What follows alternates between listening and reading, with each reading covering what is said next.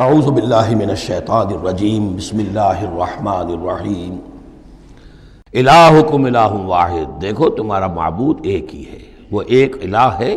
فالذین لا یؤمنون بالآخرۃ، تو وہ لوگ کہ جو آخرت کا یقین نہیں رکھتے، منکرۃ وہم مستکبرون، وہ اس بات سے انکار کرتے ہیں، وہ اس کو قبول کرنے میں جھجکتے ہیں اور ان کے اندر استکبار پیدا ہو جاتا ہے، مغرور ہو جاتے ہیں۔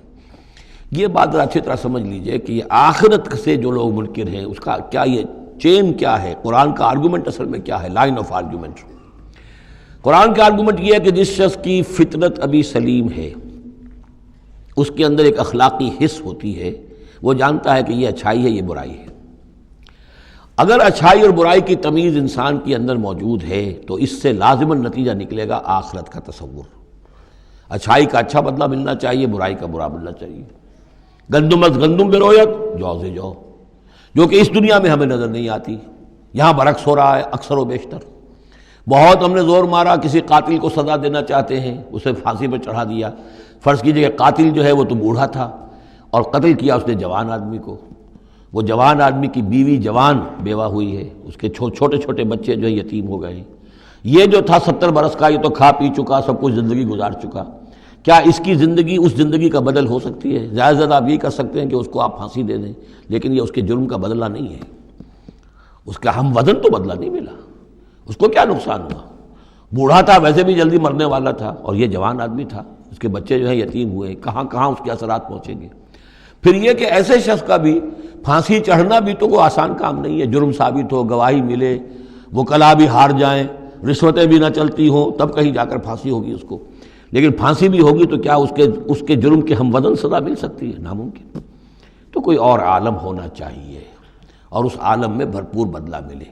یہ ہے اب جس کے اندر یہ احساس ہوگا، پھر وہ کچھ نہ کچھ سوچے گا، غور کرے گا، کوئی بات اس سے کوئی شخص کہتا ہے تو اس کو توجہ سے سنے گا۔ جس کے دل میں یہ نہیں ہے، استغنا ہے، کسی خیر اور شر کے تصور سے وہ بالکل اپنے آپ کو آزاد کر چکا، آخرت کا کوئی خوف نہیں۔ اب اس کے سامنے آپ لاکھ بین بجاتے رہیے، اس کو حکیمانہ درس دیتے رہیے، اسے بار بار جھنجھوڑیے، سکھائیے، پڑھائیے، وہ تو وہیں رہے گا، اس کی زندگی میں کوئی تبدیلی نہیں آ سکتی۔ وہ بات ہے جو کہی گئی ہے فالذین لا یؤمنون بالآخرۃ، جو لوگ آخرت پر ایمان نہیں رکھتے، منکرۃ، ان کے قلوبہم منکرۃ، ان کے دل جو ہے وہ منکر ہو جاتے ہیں، وہ دل جو ہے ان کے اندر قبول حق کی صلاحیت نہیں رہتی، وہم مستکبرون، اور ان میں تکبر اور گھمنڈ پیدا ہو جاتا ہے۔ لا جرم ان اللہ یعلم ما یسرون وما یعلنون، اس میں ہرگز کسی شک و شبہ کی گنجائش نہیں کہ اللہ خوب جانتا ہے جو کچھ کہ وہ ظاہر کرتے ہیں اور جو کچھ کہ وہ چھپاتے ہیں۔ انہ لا یحب المستکبرین، یقیناً وہ تکبر کرنے والوں کو پسند نہیں کرتا۔ وَإِذَا قِيلَ لَهُمْ مَاذَا أَنزَلَ رَبُّكُمْ، جب ان سے پوچھا جاتا ہے کہ یہ آپ کے رب نے کیا نازل کیا، یہ محمد کہہ رہے ہیں مجھ پر کلام نازل ہوا ہے، آپ کی رائے کیا ہے اس کے بارے میں، آپ نے کچھ سنا ہے ان سے قرآن؟ قالوا اساطیر الاولین، انہوں نے کہا ایسے ہی پچھلے قصے ہیں، کہانیاں ہیں، اگلے زمانے کی باتیں ہیں، سنی سنائی کہیں سے کہ سیکھ سکھا کر وہ ہم پر خامخواہ دھونس جما رہے ہیں۔ لِيَحْمِلُوا أَوْزَارَهُمْ كَامِلَةً يَوْمَ الْقِيَامَةِ، تاکہ یہ اٹھائیں اپنے بوجھ، گناہوں کے بوجھ پورے کے پورے قیامت کے دن۔ یعنی یہ جو ان کا دل جو ہے اس طریقے سے اس حق کی طرف مائل نہیں ہو رہا ہے، اس کا نتیجہ کیا نکلے گا کہ اپنے سارے گناہوں اور سرکشی کا پورا پورا بوجھ قیامت کے دن اٹھائیں، اور نہ صرف اپنے بوجھ اٹھائیں، وَمِنْ أَوْزَارِ الَّذِينَ يُضِلُّونَهُمْ بِغَيْرِ عِلْمٍ، اور ان لوگوں کے بوجھ بھی اٹھائیں جنہیں یہ گمراہ کر رہے ہیں۔ لوگ تو آتے ہیں ان کے پاس، یہ دانشور ہیں، ان سے پوچھیں جناب آپ نے کچھ سنا، محمد نے آج فلاں کلام پیش کیا ہے، آپ کی کیا رائے ہے؟ یہ ہمارے لیڈر ہیں، یہ انلائٹنڈ لوگ ہیں، اور یہ لوگ جو ہیں یہ دانشور ہیں، ان سے پوچھا جائے جا کر۔ اب وہ کہیں نہیں جی کوئی نہیں، ایسی باتیں ہیں، کچھ سنی سنائی من گھڑت سی باتیں ہیں، پرانے قصے کہانیاں، کچھ نہیں، خاص بات نہیں۔ عام آدمی شاید ان کے اوپر اعتماد کرتے ہوئے پھر انہیں کی بات کو مان لے گا، تو گویا کہ اس کی گمراہی کا بھی ذریعہ یہ بن گئے، تو اپنی گمراہی کا بوجھ تو اٹھائیں گے ہی، وَمِنْ أَوْزَارِ الَّذِينَ يُضِلُّونَهُمْ بِغَيْرِ، جنہیں گمراہ کر رہے ہیں ان کے بوجھ بھی اٹھائیں گے۔ أَلَا سَاءَ مَا يَزِرُونَ، آگاہ ہو جاؤ بہت ہی برا بوجھ ہوگا جو وہ اٹھائے ہوئے ہوں گے۔ قَدْ مَكَرَ الَّذِينَ مِنْ قَبْلِهِمْ، ان سے پہلے بھی جو لوگ تھے انہوں نے اسی طرح کی چالیں چلی تھیں، اسی طریقے سے ہمارے نبیوں کی مخالفت کی، ان کی دعوت کو ناکام کرنے کی کوشش کی۔ فَأَتَى اللَّهُ بُنْيَانَهُم مِّنَ الْقَوَاعِدِ، تو اللہ تعالی حملہ آور ہوا ان کے قلعوں پر، ان کی گھروں پر، ان کی جڑوں سے، یعنی اللہ کا حکم جو آیا تو وہ ان کی جڑوں پر بنیادوں کے اوپر آ کر اور بنیادوں سے اسے اٹھا کر ان کے گھروں کو اور ان کی قلعوں کو تلپٹ کر دیا. فخر علیہم السقف، پھر اس کی چھت ان کے اوپر آ گری. یہی جو جعل عالیہا سافلہا ہم پڑھ چکے ہیں جو سدوم اور عمورہ کی بستیوں کے ضمن میں، اور یہ بہت سی قوموں کے ساتھ ایسے عذاب آئے ہیں. یہ نہ سمجھیے، یہ تو چونکہ قرآن مجید میں آپ کو بتا چکا ہوں صرف انہی اقوام کا تذکرہ ہے کہ جن سے اہل عرب واقف تھے، انہی کے آس پاس، کوئی جنوب میں، کوئی شمال میں، کوئی مغرب میں، کوئی آس پاس جو قومیں آباد تھیں ان کی طرف جو رسول بھیجے گئے.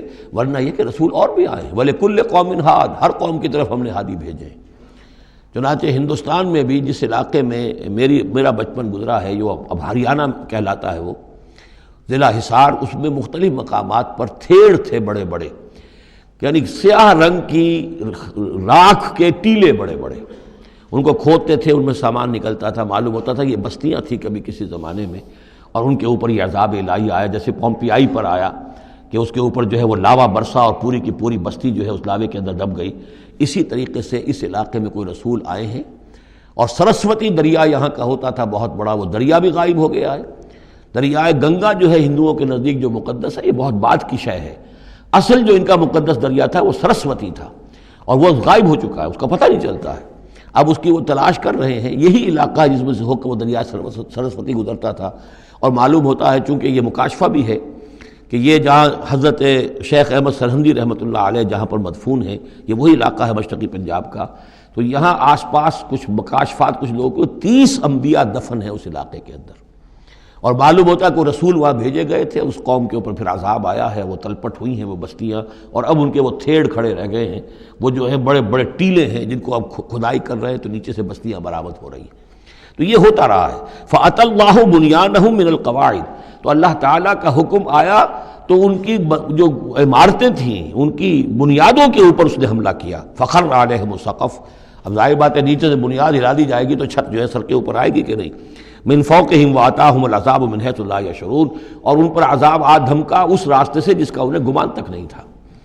ثم یوم القیامت یخزیہم، اور پھر ابھی مزید جو ان کی رسوائی ہونی ہے وہ تو قیامت کے دن ہوگی. ثم یوم القیامت یخزیہم ویقول این شرکائی الذین کنتم تشاقون فیہم، انہیں رسوا کرنے کے لیے اللہ تعالیٰ کہے گا کہاں ہے وہ آپ کے شریک، وہ معبود جن پر غرہ تھا، جن پہ تکیہ تھا، وہی پتے ہوا دینے لگے، وہ کہاں گئے وہ پتے جن کے بارے میں تمہیں سخت حمیت تھی. تشاقون فی، جن کی وجہ سے تم مارنے کو دوڑتے تھے، جو بھی ان کی نفی کرتا تھا ان کی تکہ بوٹی کرنے کو تیار ہو جاتے تھے. اتنی حمیت، اتنی غیرت اپنے معبودوں کے لیے تمہارے اندر تھی.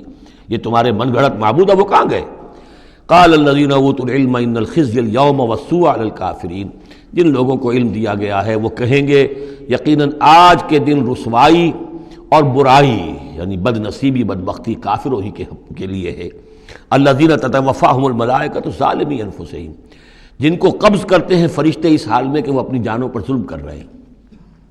نہ اللہ یاد ہے، نہ آخرت یاد ہے، نہ نیکی کا خیال ہے، کچھ نہیں ہے، لگے ہوئے ہیں اپنی عیش پرستیوں میں، نفس پرستیوں میں.